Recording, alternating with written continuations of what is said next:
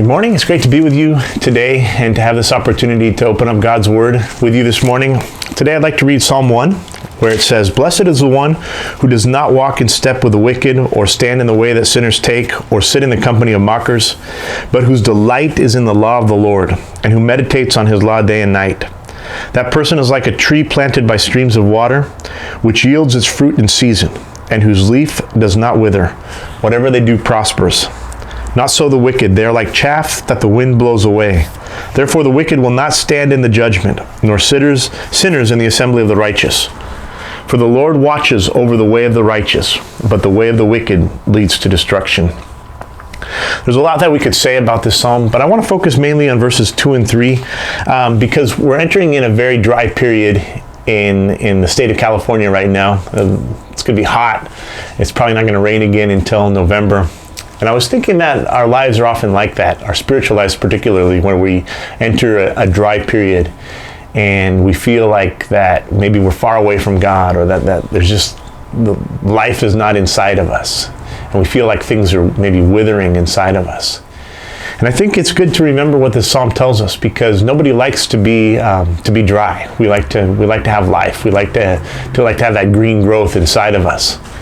And this psalm talks about that. It says you can be like a person who's planted by streams of water, and you can be giving out fruit, and you have a leaf that does not wither. Whatever you do prospers. And the psalm tells us kind of the key to that. It says your delight is in the law of the Lord, and you meditate on his law day and night. And I think the problem is that often we forget that delighting in God's law, delighting in his word and meditating on it leads us to life. But we meditate on so many other things. Our minds are full of so many other thoughts and worries and maybe just entertainment. And those things dry us up. So the key is to come back to God's law, to come back to his word, and to come back to his thoughts, and to fill our minds with those things. And then not just for a short period of time, but actually to keep that in our minds throughout the day, and to be meditating on it or thinking on it.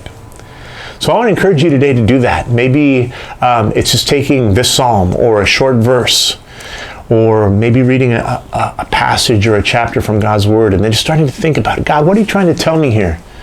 What do you want me to hear from you today? And then as you start to think about what God is teaching you, just think about that more and more. And enter into that conversation with him. All right, God, you're telling me this, so I want to do this in response. Maybe it's thinking about what Jesus did for you on the cross, and just giving thanks for his grace, and then meditating on what his grace means to you and how it's changed your life. Those are the things that are going to draw us back to the waters that are going to give us life.